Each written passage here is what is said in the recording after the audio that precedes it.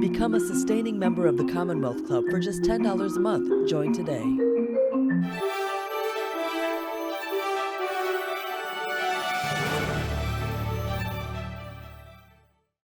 To the Michelle Meow Show at the Commonwealth Club of California, and today's discussion with Ambassador Chantel Wong, who is joining us from Manila in the Philippines. I'm John Zipper, the club's Vice President of Media and Editorial, and I'm Michelle's co-host for her programs at the club.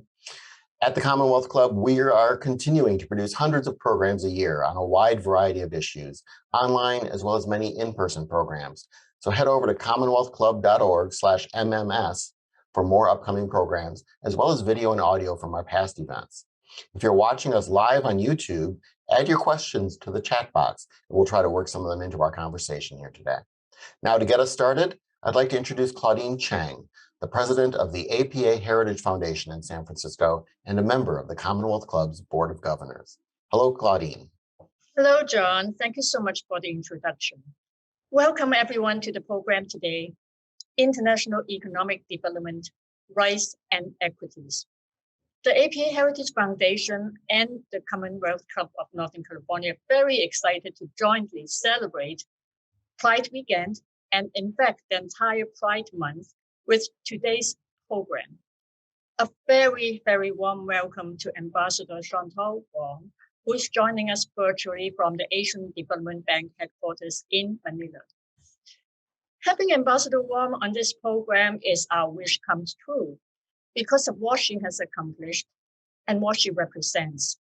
Nominated by President Biden, Ambassador Wong was the first openly lesbian and woman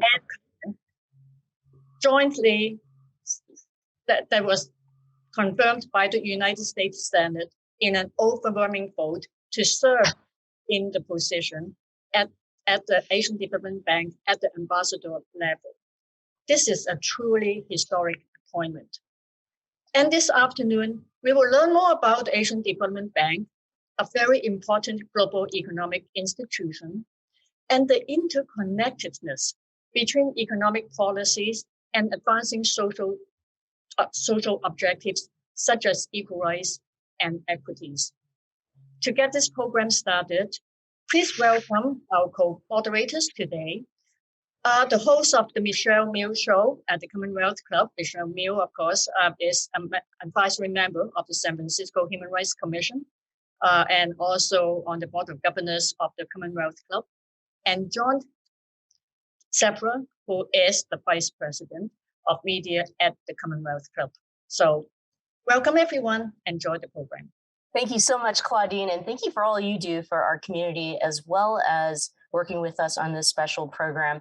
Happy Pride, everyone. I'm actually here in Pattaya, Thailand, celebrating Pattaya Pride. And so I hope you are all celebrating well. I want to thank the Mason Pattaya for making sure that I'm well connected while we're here in Pattaya. I wish I could turn my computer around because then you will see just how beautiful it is. I'm beachfront.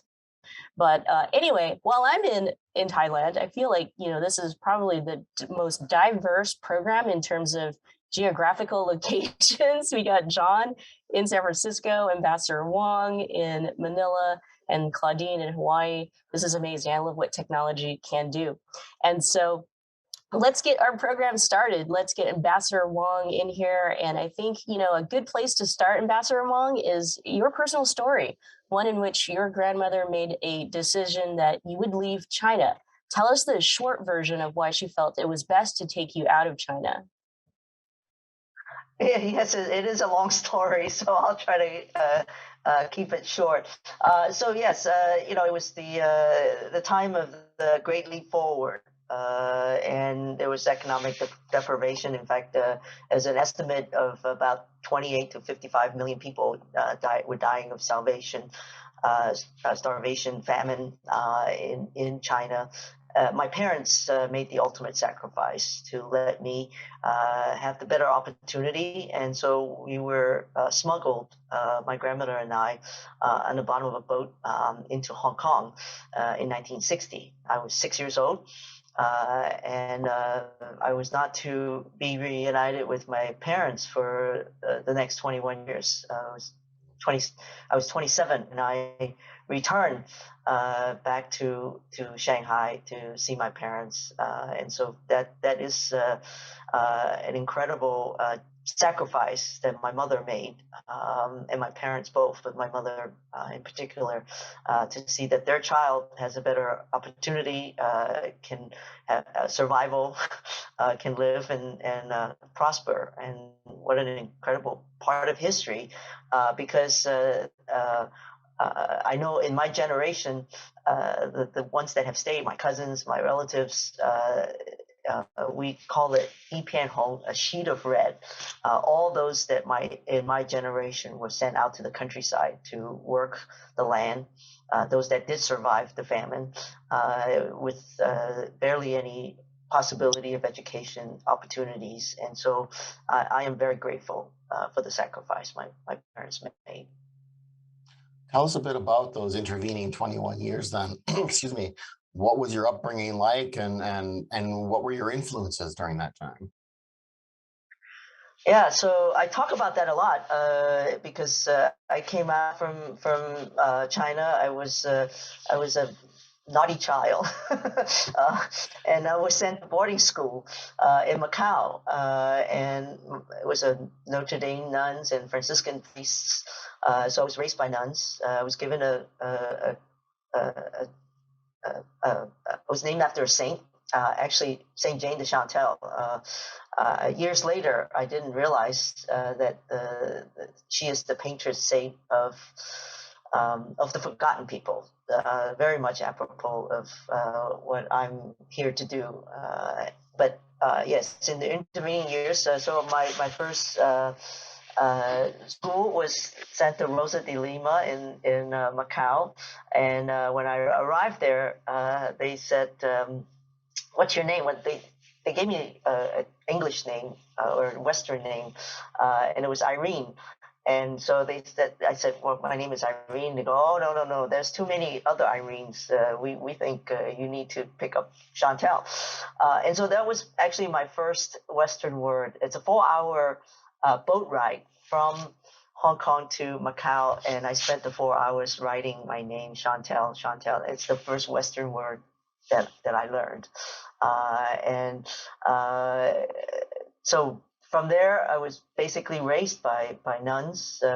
My grandmother was there, always there to take care of me, but intellectually, education, so I'm still a practicing Catholic to this day, because of the early bringing brought on by the Catholic nuns. And we went from there from Hong Kong to Okinawa. I spent my early elementary school years in Okinawa, Japan, and then high school in Guam. And so it's really interesting that I know firsthand of the job that I am actually doing. I know firsthand the struggles and the challenges of the people that are in this region. And so it's very much opportunity from that experience to bring forward what I'm doing in this job. I can't wait to get into an in-depth conversation about the position and the role and what we could potentially be doing, especially for LGBTQ rights. But it is Pride Month, and tradition here is that we ask a coming out story. And I know that I already asked permission, and so it doesn't have to be the coming out story. However, anything that you can share about, coming out, and especially your experiences in the various diverse roles in government. I know John just did a talk with a historian who covered, the experiences of LGBTQ people in government, and it hadn't always been the best. So we're quite curious to hear from you anything that you might be able to share. Yeah, so it's very interesting. So I mentioned that I was separated from my parents the first time I went home and saw them when I was 27. It took another quite a few years. That was in 1980 when I went home, or 82 actually. It was not until 1990, 8 years later, no, 18 years later, when I got my parents out of China. And so I got them situated. They had a little apartment in San Francisco, and they were living like right off of Castro Street. It's 18th and Sanchez. Those of you in San Francisco know this, right by Dolores Park. And I was trying to figure out how to come out to my parents, the ones that my parents that I have not known and not grown up with, and they certainly don't know me very well, and I don't know them very well. So they have been living in that area for quite a bit, quite a few years, and I finally got enough courage to say, one day my father was out somewhere, and I thought it was easier to come out to my mother, and so I said, Mom, I'm gay. And she says, isn't that lesbian? Because she had already spent quite a few years in that bubble of Castro and know all about it. So my parents, turns out, they're very, very accepting of my lifestyle, and certainly accepted when I was when I had a partner and my daughter that we raised together, and they, just a wonderful people that I missed basically 30 years of my life. Have not had the pleasure of having them as my parents, and then I spent the next 30 years being their child, and now they're my child. How they, as they age, they become your child, right? So that's sort of it. But in terms of coming out at work, it's never been an issue for me. I've never been closeted. The last time I was here, I had a partner. We had challenges with visas. This is 1999 to 2002 was the first time I was here. We actually went to Vermont and got civil union. This is the year 2001, early on, way before marriage equality. But Vermont was this first state that allowed civil union. We got civil union, came back to here to Manila, and the bank recognized early, very progressive of them. They recognized our marriage or our civil union and took our application to the Department of Foreign Affairs and got her a spousal visa. Before that, she was on a domestic help visa, which didn't go over very well, if you can imagine. Wow. Well, you're in a very visible position now, obviously an internationally visible position. Do you see yourself as an LGBTQ role model? And if so, how do you handle that? Absolutely. President Biden nominated me in July of last year, and when the nomination came out, I'm the first open lesbian. There's probably many before that, but not open. First open lesbian and first open LGBTQ person of color to be ambassador, and I carry that burden heavily on my shoulder because I know, I'm looked upon for both representational, but also the work that I deal with also have impact on our community. But back before, about 30 years ago, President Clinton nominated Jim Hormel. If you remember from San Francisco, he just passed away recently. There was a big celebration of his life in San Francisco. That was 30 plus years ago, and that was very tough getting him through confirmation process, if I remember correctly. And he was named ambassador to Luxembourg, I think. And since then, so 30 years since then, there's been 24 plus gay white men that have been ambassador for the United States, both career foreign service and political appointees. And so this is a first, or a double first, but I'm but it's very lonely here. So I'm hoping that I get joined by many more very soon. It's Mind if I follow up with that? Because obviously the James Hormel congressional Senate fight was kind of epic. And yes, there have been ambassadors of various levels and roles who have been LGBTQ approved since then, but you were confirmed by an overwhelming bipartisan vote in the US Senate, which doesn't seem to be able to do much at all bipartisan these days, it seems like. I mean, how did that come out? Did you have to meet with a lot of folks and talk? Was there resistance, or were they already open for you? Let me just say that things have moved on. It was not an issue when my nomination came up. The community celebrated it.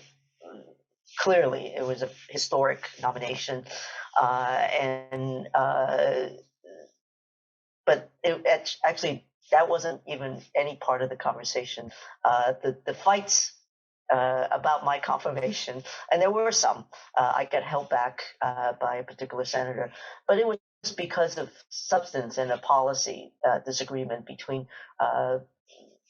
those in the Senate, particularly the Republicans in the Senate, and the Biden administration. So a lot of it, yes, I had to do a lot of meetings, meeting with senators, talking to them that I'm not really gonna. I'm here to listen to them. I care about their issues. I'm here to come back and tell them if there's challenges that they think we're not doing the right thing.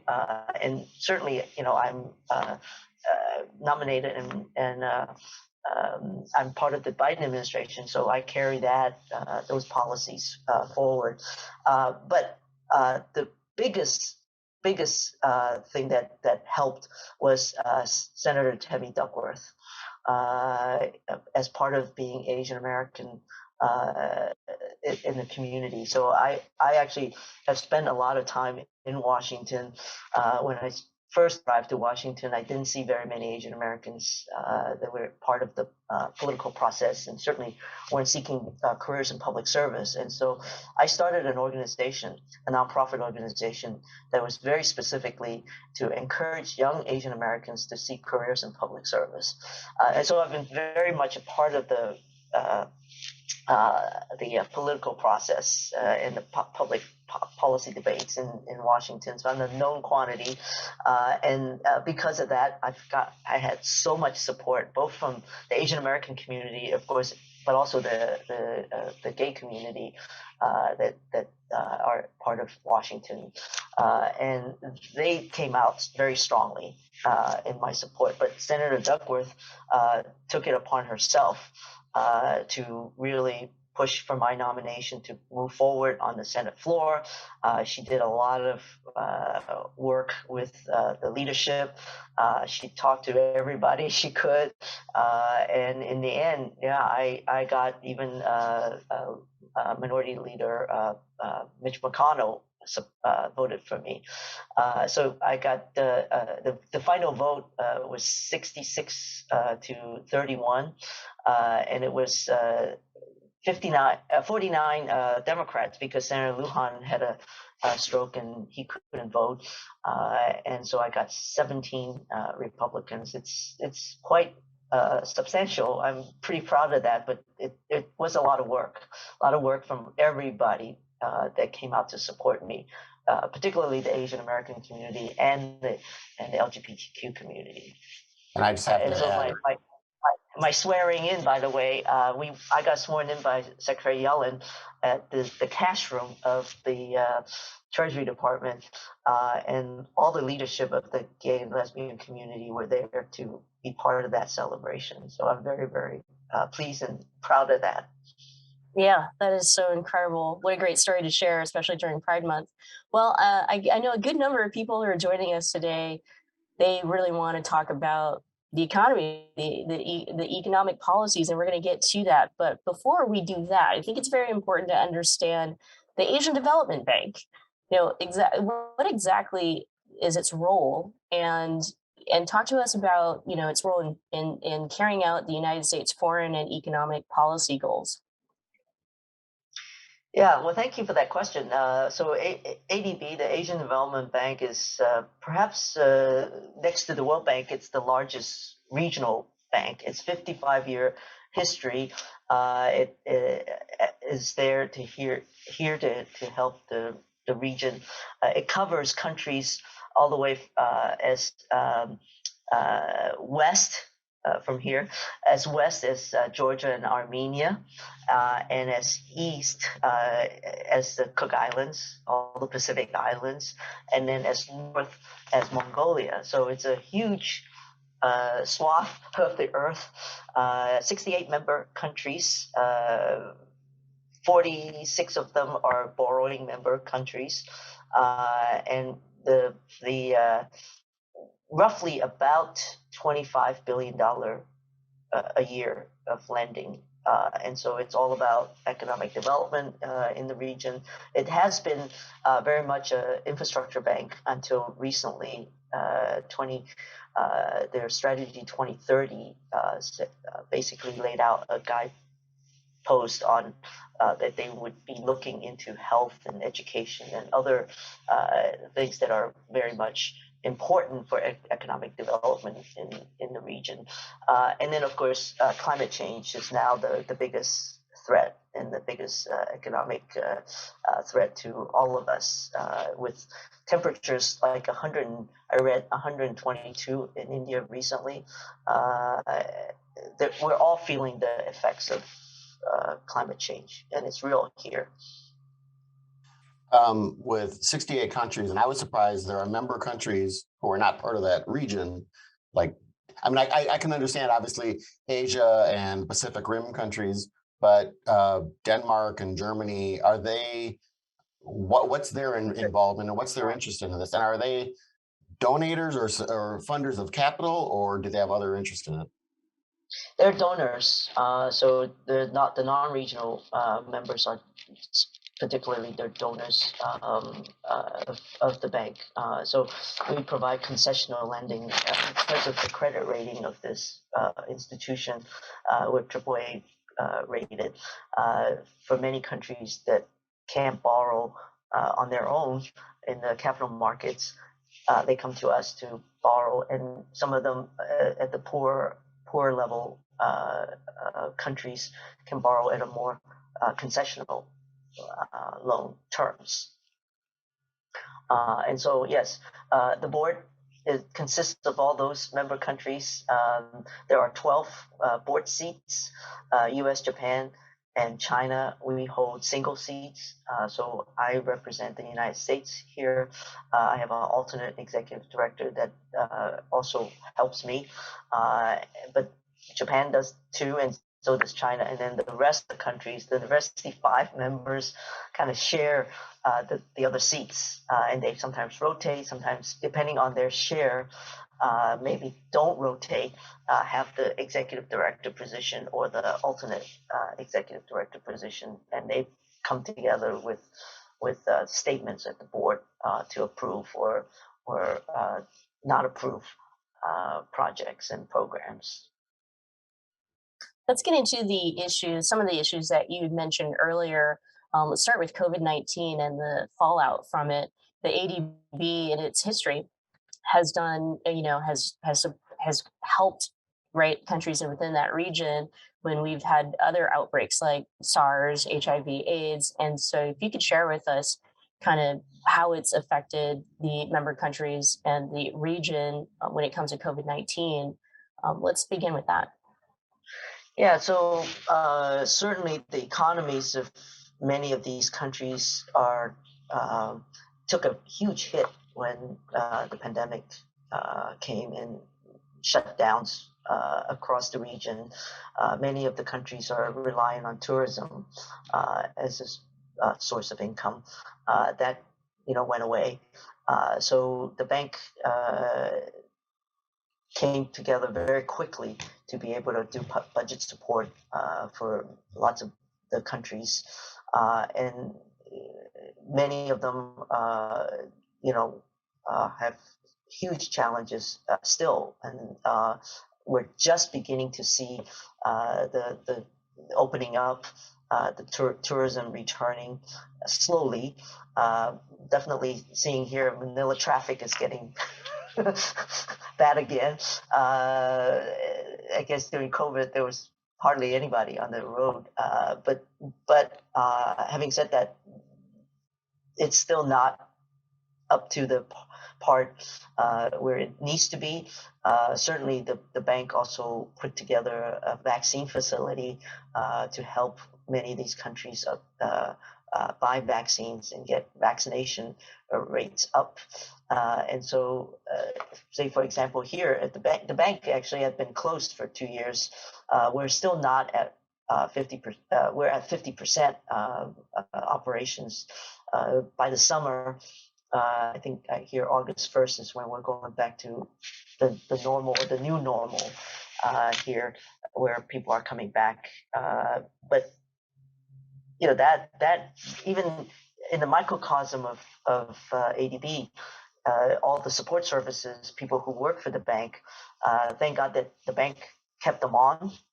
During the COVID times, they had people coming and living here, and because of isolation, to do the work, they're not, they don't need to go home, so they provide all these kind of services here at the bank. But yeah, they did quite a bit to help bringing the economies, try to bring the economies back. But now we're faced with another crisis. And that is fuel costs have skyrocketed, the food costs as well. I'm seeing it very much so here in Manila, but it's now caused political crisis in countries like Sri Lanka, right? Because of they were battered by the pandemic, and now on top of that, it's the fuel and food costs as a result of the unprovoked invasion of Russia on Ukraine, and we're seeing that across the board in all of our countries, and ones that are more tied to the Russian economy, which is the Central Asian Republic countries, but also the isolated countries like the Pacific Islands, which relies heavily on tourism. So many of these countries are coming to the bank to ask for help. It's a big challenge here. Though, just sticking with the pandemic briefly, I guess, countries obviously pursued lots of different strategies, especially early on, but even through to today. Was the bank responding to requests for help from countries, or does the bank have, does it proactively go out and suggest countries do certain policies when it comes to something like the pandemic? What's your role? I would think that would have to be kind of a very political and kind of touchy position to be in. Well, so it is a bank. That means it lends money, and so we have to have people who want to borrow and borrow on concessional terms, and so we can dictate some policy reforms which we think are necessary for either energy, dealing with climate, or getting the capital markets correctly, the borrowing for that. And so we do tie some policy reforms around that, and certainly what they call a policy-based lending, that now the countries are willing to borrow on concessional terms, lending or money to help with whatever they're trying to do, and budget support, or propping up some of the budget problems in their agencies or the departments. But they come with little strings now, with policy reform agendas, and so that's how we're dealing with many of these. With some of the issues that we talked about, so you mentioned, right, climate change. I mean, that's affecting the entire globe. The war in Ukraine, the Russian invasion in Ukraine, the disruption of the supply chain, rising food costs, rise in fuel costs, and then, of course, the fallout of COVID-19. How do you think that the 68 plus members within the region could come together to address, these concerns, these issues that we're talking about? And, what countries have opportunities for economic growth and power? Well, yeah. So that's a great question. We're actually gonna today and tomorrow. We're actually doing a retreat to uh, talk through some of these. I mean, all the countries are in dire straits. All the borrowing countries are in dire straits, and so make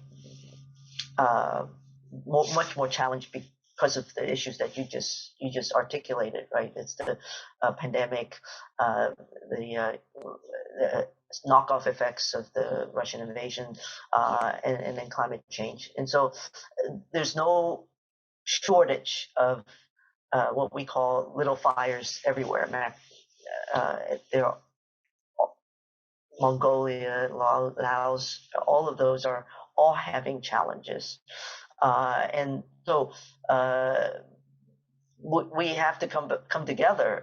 Basically, this is the bank that is going to be helping these countries, and so our conversations are all about what's the best option. How do we make sure that it's not just money out the door, but that there's impacts that we can show for the dollars that we do spend, whether it's propping up better health systems, and that's what we learned as well based on the COVID response. We didn't have good health systems in place, and so the bank is now looking into health more so, whether it's setting up a regional CDC like organization, or making sure that the hospitals and health clinics have the capacity, and so very much so that all the members are coming together. There's a natural I don't want to call it split, but there's a natural dividing line between the donor countries and the borrowing countries. And so we're trying to make sure that the best use of the money that we as donors put into the institution are going to the highest value, and gets us the best results. And that's what I spend a lot of time looking at. On the climate, for example, we have a lot of coal assets. The bank just came out with its new policy on energy, and we've said that we're not going to support any coal or finance any coal projects from here on. But there are a lot of assets that are already in place, old coal plants, and we're going to try to figure out how to retire them and reduce carbon footprint for these countries. And each country in COP26 and leading on to, there's going to be COP27 coming, have all committed to a net zero, reducing their carbon footprint. And they're coming to the bank to ask for help in getting them there, right, to the goals that they've set up for themselves. You mentioned earlier inflation. I'm sorry. You mentioned inflation, and that's running. I mean, oftentimes, a lot of countries are dealing with it as if it's their own internal political problem. But of course, as you mentioned, it's all around the world and certainly hitting the poorer people harder with the wages not rising and food and fuel costs obviously rising. Is there anything? Do you have anything? Any sense of? I don't want to ask you to look into a crystal ball, but I mean, is this likely to be a long-lasting problem? And B, is the world going to kind of continue to go through it together, if you will? Everyone kind of experiencing this inflation problem, or will that kind of bifurcate as different countries take different approaches? What do you think? I think everybody's scrambling right now because it is hitting all of the countries, and they could be like Sri Lanka. They're all teetering very much on the brink. There's also other exogenous factors. The zero tolerance of COVID in China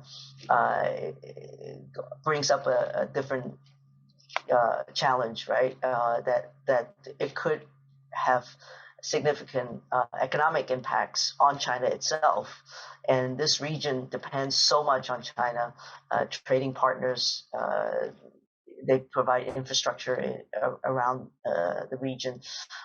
If China's economy does have a significant dip, it will have well, not just global, not just region, but global impacts as well, because many of the economies are so tied to China. We see that in Mongolia, when China closed its borders, it was its largest trading partner, and it could not get their goods across anymore. And because of that, Mongolia's economy is having huge challenges.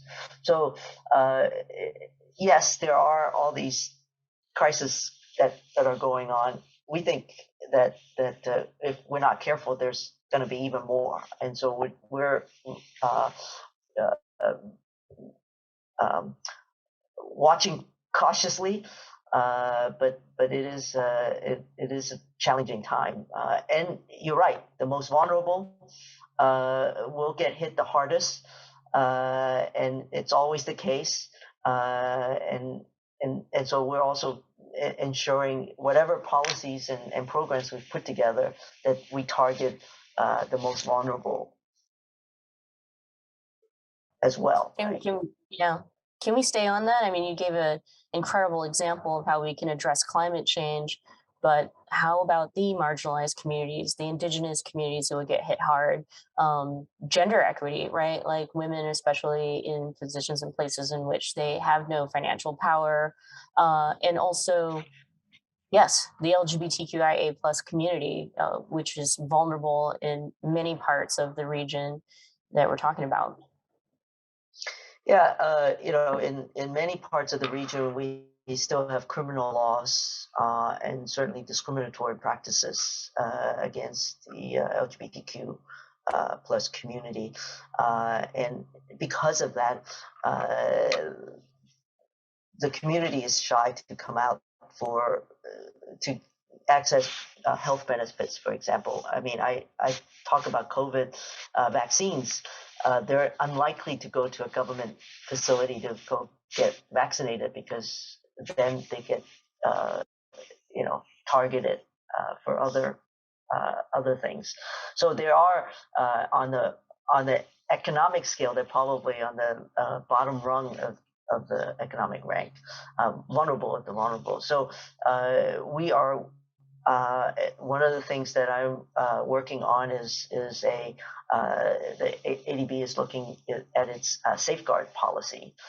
And by the way, they haven't done a review since 10 years ago. So it's the opportunity. It was actually the reason why I decided to come out of retirement. I had retired from government 7 years ago, and actually started a new career.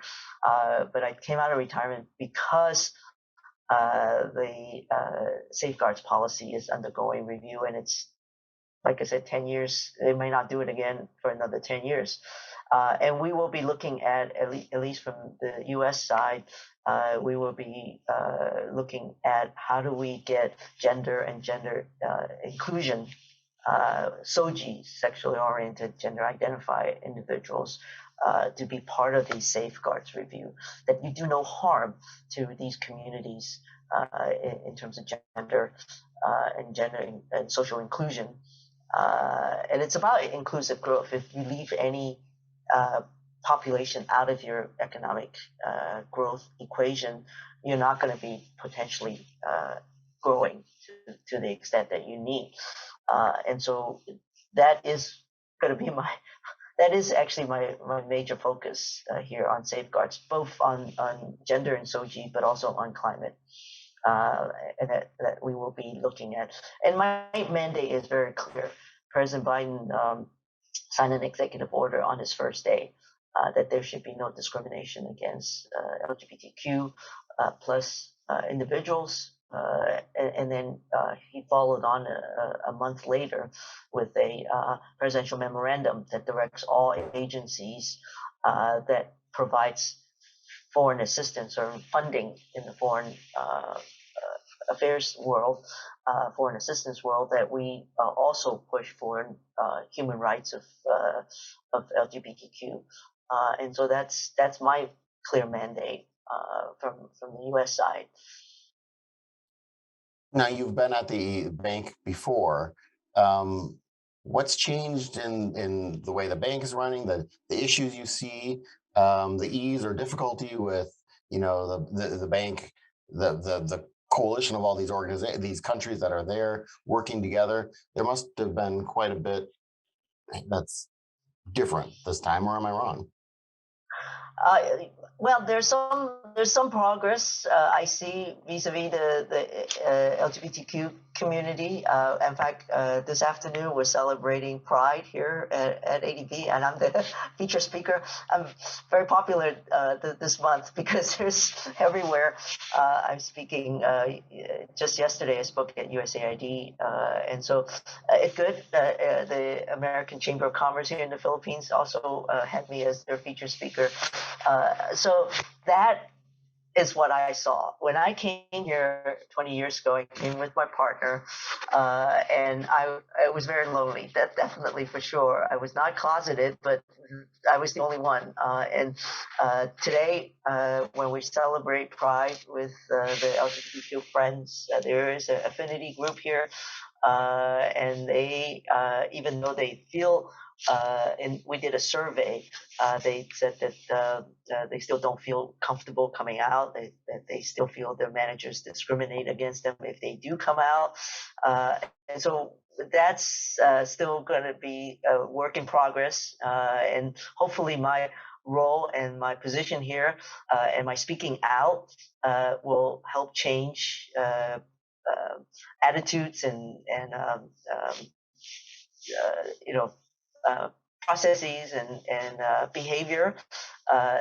That's what I'm hoping that it will do, and that we're also starting to look at, in terms of the policy areas, not just doing no harm on the safeguard side, but looking at countries like in South Asia, like Nepal and Bangladesh, where these countries have culturally had a third gender, the hijras, right? They actually are sought after when a baby is born to do blessings and whatnot. And so we just the board just passed a social protection policy-based lending. That when I talked about policy-based assistance that we do provide, we're looking at gender identity and inclusion in Bangladesh. So it's slowly, but we are making some progress in that front. So I'm hoping that I could be the catalyst for a lot more. Just sounds like, I mean, I said this in our prep call, but you're called in from retirement to kind of save the day. I mean, not like, the world in a sense, but contribute to a point in our history, I guess, our history of humanity, in which we all must work together. And so while we spent a good, chunk of time talking about today's most pressing issues, it did give us, grim picture of where we're at. Almost, we're understanding this as, we're on the brink of some kind of economic and political calamity if we're not careful. And so if you wouldn't mind just kind of giving us a little bit of your, perspective of what we need to be focused on during this very critical moment. Is it revitalizing the economy in any way that we can? Maybe share a couple of short-term goals that realistically, practically, we can achieve. Well, I have come here with I call it 3 C's. So happens that my name is often C, right? And it's COVID, ensuring that we do recover from COVID and that recover uh, robustly, and that is going to be a challenge. I mean, it's not. It is grim, but I see signs of hope. There's green shoots here. I had dinner with a former governor of Guam last night, and he's looking at the tourism coming back, and that the economy is able to move in a way that there are going to be exchanges. And he's very optimistic for Guam anyway. The Filipinos going to Guam for tourism. He's also talking to Korea and Japan and Taiwan, where they all want to go to Guam. Nice beaches in Guam. So there is green shoots, and we want to be able to have those nascent help that along. Right? My second C is climate, and we talked about that, and I think we're making some progress around climate. Countries are recognizing the challenges, the effects of climate. They're feeling it here in the region, and the climate war is going to be won here in the Pacific region, Asia Pacific region. And so they are recognizing it, countries are recognizing it, the people are recognizing it, and so they're willing and ready to make changes. Whether it's change of fuel sources or doing more renewable energy, and they're willing to make that commitment. They just need some help around that. And then my last C is competition, and competition, getting the bank in a place that we can compete on an equal footing, allowing we get efficiencies and allowing these dollars that we do put in here to go to the best use and the best effective use, and the bank is agreeing with all of that, and we're really putting things into place to ensure that, versus what's happening with what's provided by by China, for example, the Belt and Road Initiative. So those are all things that I see positive signs, and that we it's not without hard work and challenges and getting people to agree to these initiatives, but I do think we can find common ground and move forward on all of them. Your second C on the climate, you mentioned, or you said the climate war will be won here in the Asia Pacific. Could you talk a bit about that? Did you mean there's momentum or toward addressing it, or it's the most acute need to address there, or what? Do you already see leadership there on this issue? So I say that because both some of the largest emitters of greenhouse gases are here, and some of the most huge impacts are here. Countries are going to go under, like the Pacific Islands, even low-lying countries like Bangladesh. The impacts are huge, and I mentioned India with its high temperature. So it is the emissions reductions that are going to be taken that will have the biggest impact here, and then adaptation. We want to make sure that we provide support to countries to adapt to rising temperature, because maybe some of these things we can't stop. We're going to try very hard, and many countries are making these commitments in terms of changing fuel sources to more renewables. But it is, we feel it here much more, and the vulnerable people do. further than anybody else. We're hearing good news in terms of the LGBTQIA plus movement and our progress for equality out of Asia. And what I mean by that is, at least on the topic of marriage equality, right? We have a country like Taiwan who passed marriage equality. Japan's working on it. I think there are some baby step victories here in Thailand with regards to marriage equality.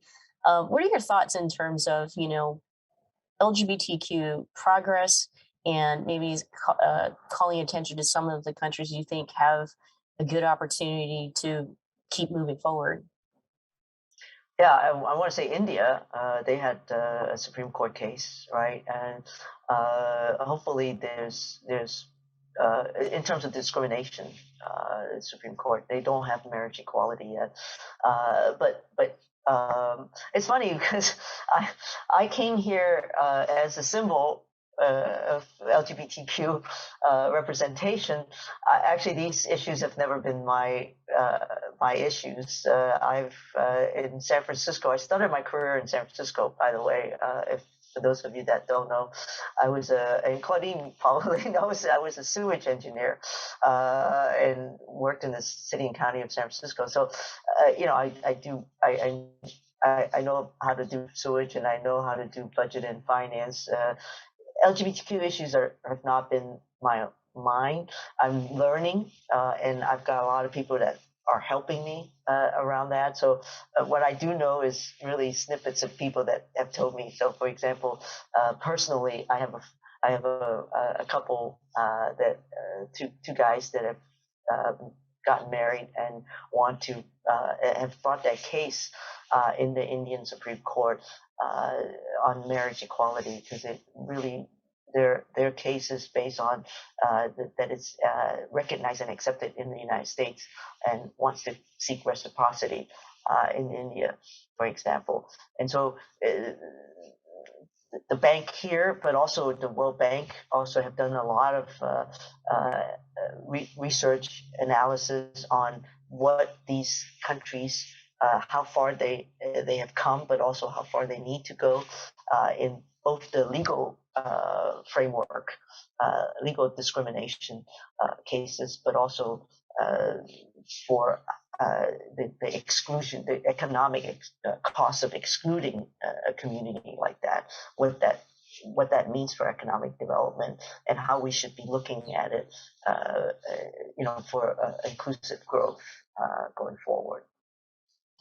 Now, you're not the first person to refer to San Francisco politics as sewage, but how did you go from that experience locally to the ADB? I mean, was it a natural growth further and further into economics and such, or did you make a pointed decision at some point to go more toward development? It's interesting you asked that, John, because I started at ADB as a level 4 environmental engineer, environmental policy analyst, actually, because of my sewage experience in San Francisco. I did my undergraduate at the University of Hawaii in civil engineering, but I did a graduate degree. My first graduate degree was in water and wastewater from Cal. Across the bay from you, from San Francisco, so it was a natural, set of events for me to pick up a job at the time with the city and county of San Francisco as operating the sewage treatment plant. By the way, Southeast plant, if you are familiar with it, in the Bayview Hunters Point area. So I cut my teeth as a sewage engineer there, but it was for me personally, it was an evolution. Understanding operating a sewage treatment plant, then realizing that policies and regulations and money drive what you do actually on the ground, what you build, sewage facilities or pipes or how you operate is all determined by regulation, policy, and money. That's what drove me to go to get another degree at the Kennedy School in environment. I took courses in environmental law and public finance, and I said I was going to go to Washington to fix this problem. That's how I ended up in Washington 30 some years ago, doing environmental policy and really chasing the dollars and the money that is needed to solve these public policy issues. And were you ever tempted to run for office? No, never. I'm always there to help others to run for office, and certainly I've spent a lot of time on the ground. Every cycle, presidential, and even off cycle races. I've spent a lot of time. So I was retired. As I mentioned, I was retired for 7 years. So I spent a lot of time going to doing campaigns. So I was in Arizona for the presidential campaign, and we were able to help win Arizona, and then went to more because of I was told that the voting is so important, and exercising our right to vote was so critical by the person that I spent the last 4 years photographing and being his photographer and videographer. He told us that we should always go out and vote like we've never voted before. And so I did that. And then I went to Georgia, where, by the way, Asian American votes from 2016 to 2020, Asian American vote increased by 91%. Incredible. And so getting our community have a voice to come out and vote, exercise their voice had been my huge life's work as well. So that's what I've been doing. Yeah. Well, I mean, here, everyone who's listening, who's watching, is probably very inspired and comforted to know that you're in this role and to help contribute to saving us in a lot of ways, but also proud, as a person of color who've made history, a person of color and LGBTQIA plus who's also made history. So thank you so much for all that you do. I have one question that I've personally received, and it's a message from somebody who's been watching but too shy to put it out there in public. So why not? I'm going to ask it. I've been thinking about asking it, not asking it, but we talk about serious stuff all the time, so I might as well. It's Pride Month, whatever. The person said, you mentioned a couple times that you had been partnered, so leads them to believe that you're not partnered currently. And so if that is the case, what is your, I can't believe I'm asking it, what is your type?